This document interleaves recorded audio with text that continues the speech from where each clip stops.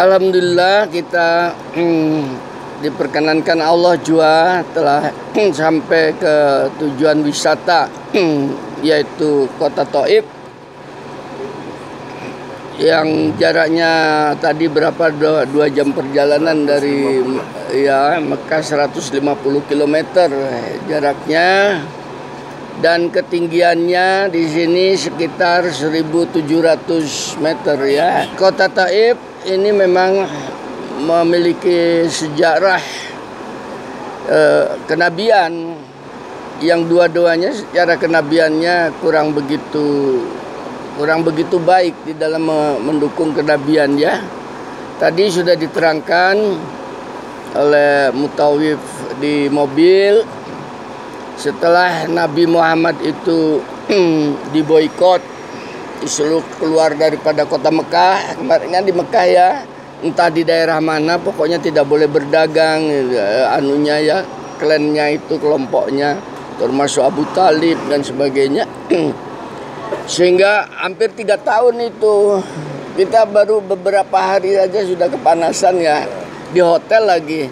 Padahal Nabi itu di luar, di tenda, sehingga kesulitan untuk makan. Anak-anak pada nangis karena diblokir, diboikot namanya, tidak boleh berdagang, beli, tidak ada mau beli harga dinaikkan itu,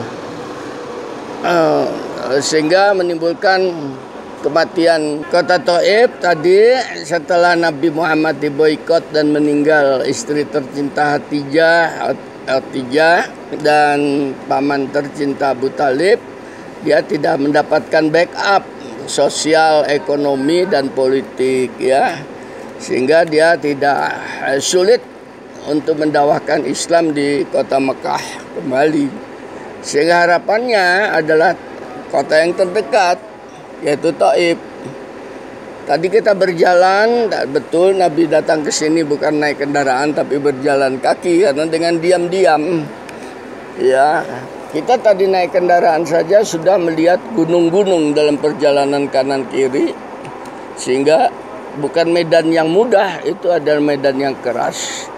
Nah betul, sudah sampai di sini mendawakan, menemui kepala-kepala sukunya, seakan-akan mendukung kepala sukunya, iya, tapi habis begitu Nabi Muhammad diusir ya dari Thaif itu, dari sini, sehingga dalam peristiwa itu entah di mana itu dia sampai masuk ke dalam kebun, bukan kebun kurma tapi untuk bernaung, kebun anggur ya itu tadi. Nah disitulah kemudian Nabi tadi sudah disampaikan juga ya, merintih kepada ilahi kebun anggur itu ya. Rintihannya ini boleh dijadikan dijadikan bahan kalau kita di dalam kesulitan, boleh. Ya Allah, kepadamu aku mengadukan kelemahanku, ketidakmampuanku dan kehinaan diriku di depan manusia. Dia dihina ya. Jadi kalau dihina bukan marah kepada orang, tapi langsung mengadu kepada ilahi. Aku dihina, mengadu pada ilahi. Ar-Rahman Ar-Rahim, engkaulah pelindung si lemah. Ini diketuk langit itu di sini. Engkaulah si pelindung si lemah, dan engkaulah adalah pelindungku. Padamu aku berserah diri, aku tidak peduli terhadap kekejaman mereka selama engkau tidak memurkai diriku. Dan seterusnya, doa ini panjang ya. Nah itu sudah saya sampaikan dulu, tapi itu boleh digunakan sebagai sebuah media. Jadi kalau menggunakan doa-doa seperti itu harus disentuh. Rasulmu pernah mengeluh seperti ini, Tuhanku, paham ya? Maka aku mengikuti keluhan Rasul itu, mudah didengarkan oleh engkau dan carikan jalan keluar. Itu satu ya. Sehingga beliau sudah tidak sini meninggalkan.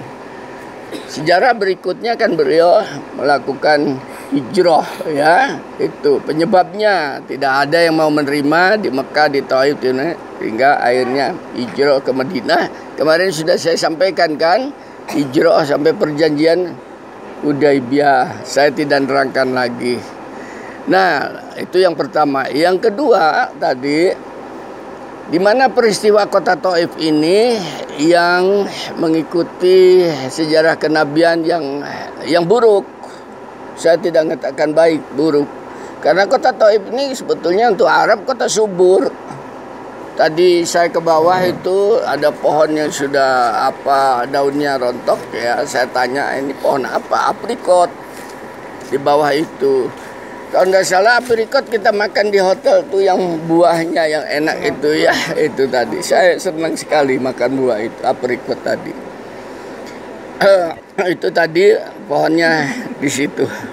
Ini saya ngopi sambil ceramah di kota Taif. Nah, jadi sejarah insya Allah tercatat di langit. Ada makhluknya Allah namanya Ika Rojatun dengan rombongan, mudah-mudahan diberkahi Allah, ya. Ingin menggali sejarah kenabian. Pada saat kita melakukan tur untuk menggali sejarah kenabian, itu ibadah.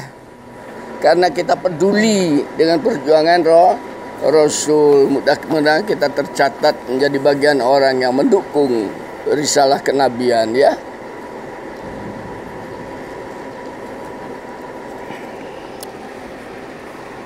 Nah, peristiwa yang paling dahsyat dengan kota Taif ini adalah sejarah setelah Rasulullah menaklukkan, menduduki Mekah tadi, ya. Mekah tadi kan diduduki tanpa peperangan. Kenapa tanpa peperangan? Karena kota Mekah dengan bukit-bukitnya itu dikepung. Jadi Nabi Muhammad itu sebelum turun itu kan lembah, ya. Nah, jadi pasukannya suruh ngepung. Nah, pada waktu malam hari itu tadi pasang obor di mana-mana, sehingga dengan demikian kelihatan jutaan orang kan, ya. Nah, itu sehingga menyebabkan penduduk Mekah ketakutan itu dan jatuh tanpa peperangan.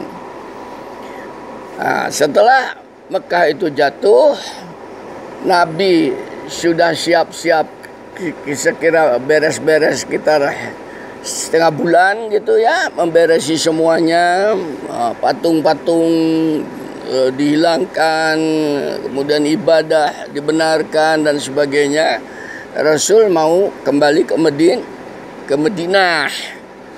Nah, di tengah jalan pasukan Rasul itu lewat lembah Hunain namanya, ya. Lembah di mana walau alam saya pun tidak tahu. Yang jelas lewat lembah Hunain. Tapi penduduk sini, kabilah di sini, kabilah Taif, ya.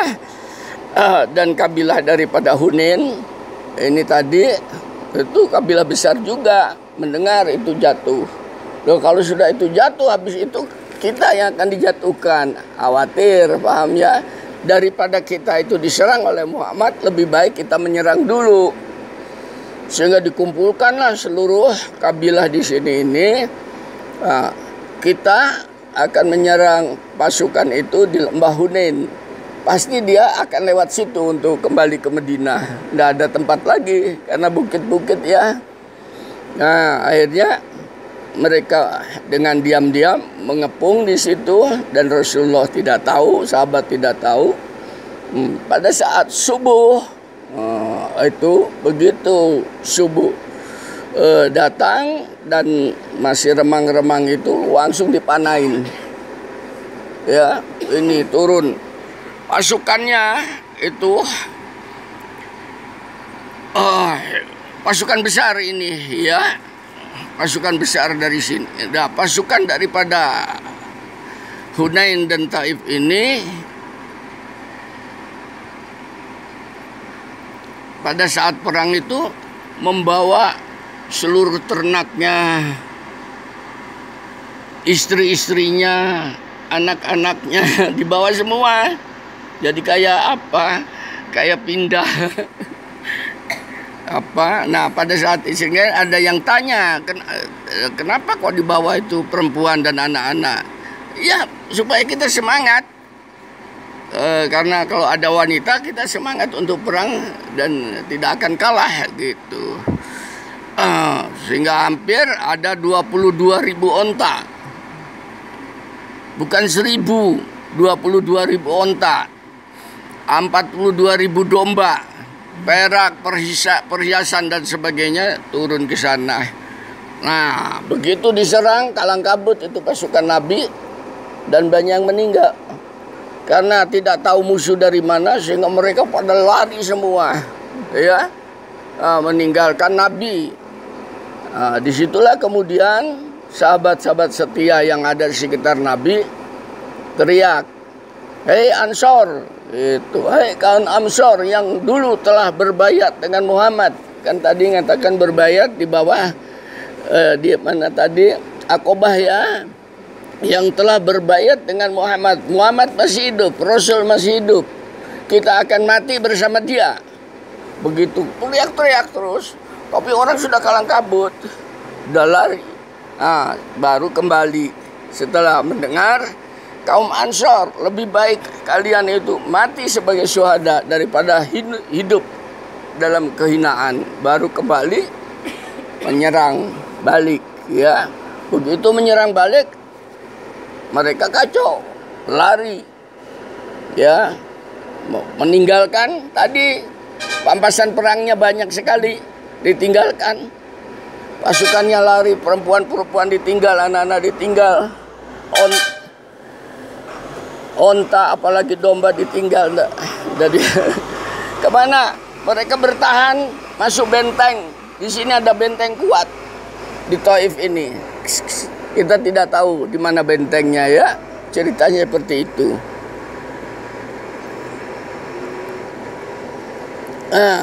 Akhirnya Rasul menyerang ke sini, menyerang benteng, tapi karena kuatnya tidak bisa dijebol. Hampir 1 bulan memblokir benteng Taif. Kan lama, ya. Nggak tahu saya makannya gimana itu. Perjuangannya sebegitu. Habis begitu Rasul mengatakan ini sudah mau bulan haji, bulan ibadah, ya, kita tidak boleh. Akhirnya sudah, kita tinggalkan saja. Kembali lagi ke Mekah. Antara Mekah dan Taif ada Jirana itu, tawanan dengan pampasan perangnya di situ.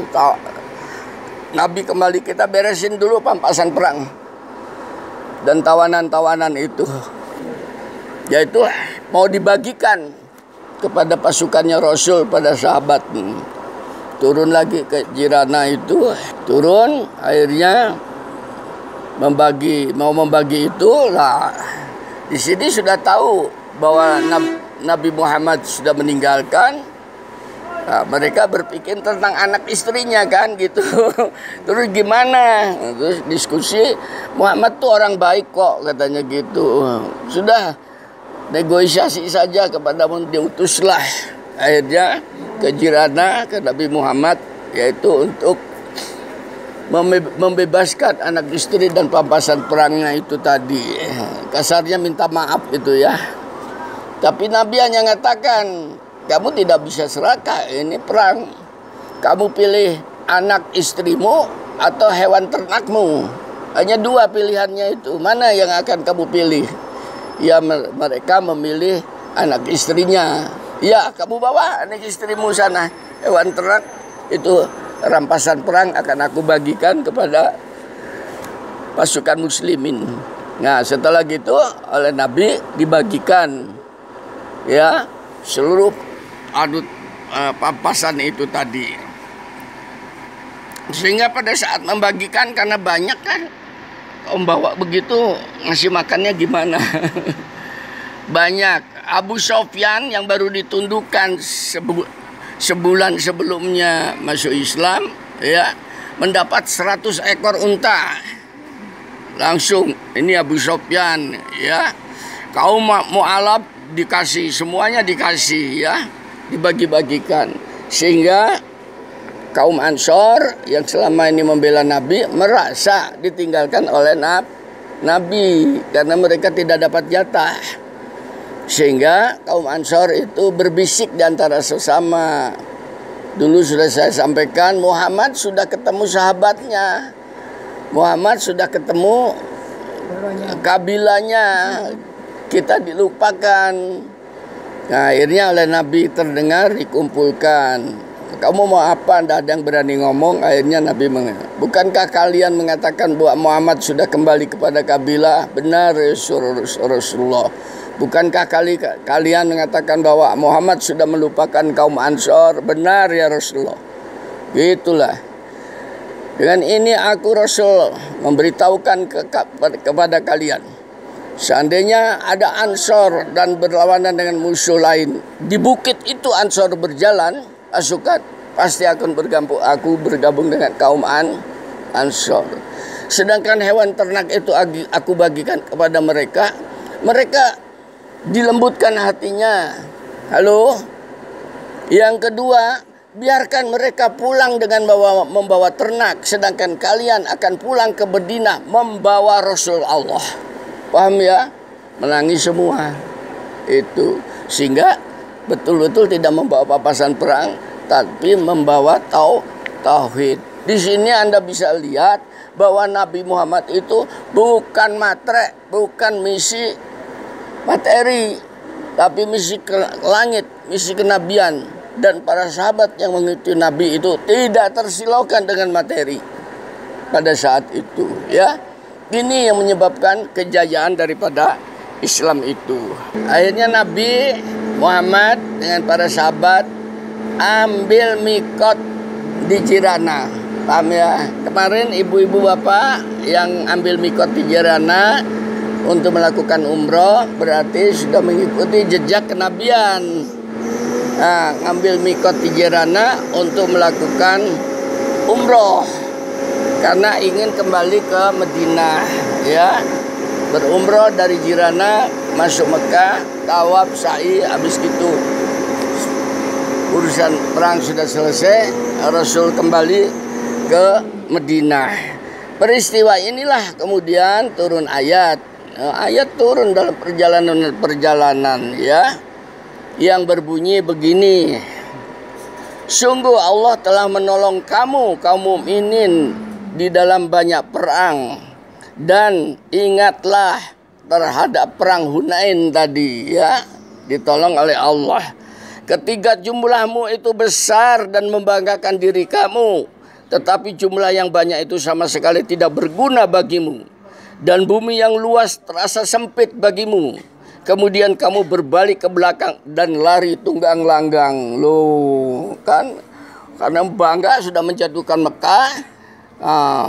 Kebanggaan ini diuji oleh Allah, yaitu diturunkan pasukan Taif, ternyata hancur. Ini tolong untuk kita pelajaran bahwa bukan banyaknya pendukung yang akan menyebabkan kejayaan, tapi didukungan oleh Allah itulah sebuah jalan kemenangan. Paham ya? Ini ayat turun surat Taubah ayat ke-9 25. Jadi betul-betul ditolong Allah. Nah, setelah begitu lalu instruksi terakhir turun. Ya, nanti Anda surat Taubah ayat ke-28-nya dalam ayat yang surat yang sama. Ke-28-nya. Wahai orang-orang yang beriman, sesungguhnya orang-orang musyrik itu najis. Hatinya ya kotor. Karena itu janganlah mereka mendekati Masjidil Haram. Ini turunnya larangan. Makanya sampai sekarang diteruskan kan oleh pemerintah setelah tahun ini, setelah jatuhnya Hunain ini tadi, ya, setelah jatuhnya Taif itu dilarang.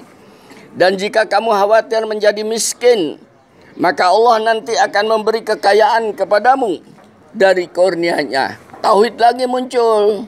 Tadi yang katakan, kalau ingin menikah, menikah. Jangan takut miskin, nanti Allah akan menyertainya. Ini juga Nabi digitukan.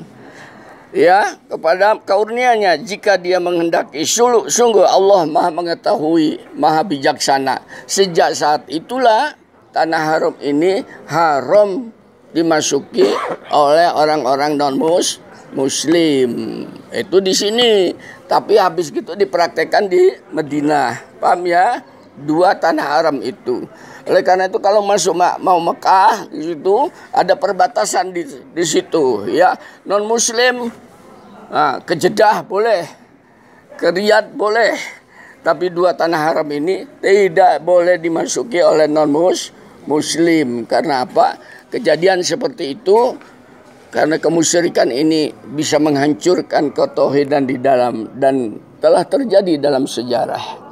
Sehingga pada saat ini bapak-bapak, ibu-ibu datang ke tanah haram dan kita datang ke sini itu insya Allah itu adalah pilihannya Allah. Dikehendaki Allah, bukan karena kekayaan kita, kekuatan kita, kehebatan kita, tapi sebuah karunia. Mudah-mudahan pidato saya yang pendek ini, jalan-jalan kita ke Taif ini memang dulu pertama kali insya Allah kita yang merintis ya ke sini. Dulu enggak boleh. Ke Taif enggak boleh. Karena itu sudah di luar daripada tanah haram. Ya, enggak boleh. Harus pakai paspor lagi, ada izin khusus. Tapi pada saat itu mutawifnya berani menjanjikan, ya kita bisa datang ke sini. Sekarang ibu-ibu sudah berkembang. Dulu sederhana, penyuluhnya sudah memberikan jaminan kehidupan bagi penduduk itu tadi. Harapan saya ini untuk pemerintah Saudi Arabia gitu ya, itu ziarah-ziarah atau wisata-wisata seperti ini yang berhubungan dengan sejarah kenabian harusnya dibuka di mana-mana dan difasilitasin seperti sekarang.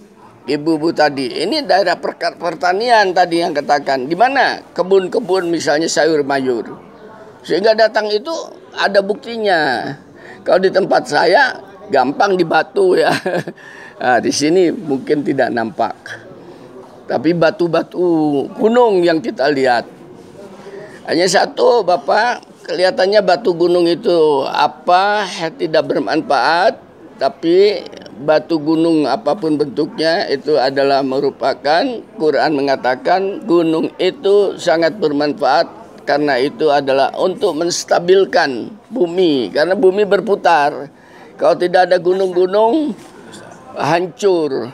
Tancaplah gunung-gunung untuk kestabilan. Kalau di sini banyak gunung-gunung, mudah-mudahan bukan hanya kestabilan bumi, tapi menjadi kestabilan umat manusia. Makanya datang ke sini, artinya mudah-mudahan yang tadinya gundah gelana, goyang, setelah kita tawaf, ya kemarin kita akan menjadi stabil lagi setelah kembali ke tanah air. Untuk apa? Untuk berbuat amal kesolehan, untuk berproduksi lebih jauh lagi, ya, sehingga membawa pulang ke tanah air itu bukan sebagai nama Haji Ika, Haji Gito, ya, tapi orang yang bertauhid yang telah terbersihkan oleh Allah melalui karunia ya Baitullah dan karunia kemarin di Masjid Nabawi. Mudah-mudahan kita masih dikasih kesempatan Bapak ya.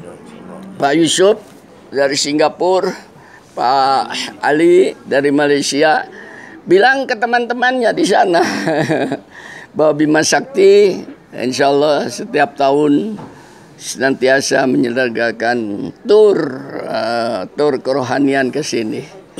Begitu dulu dari saya.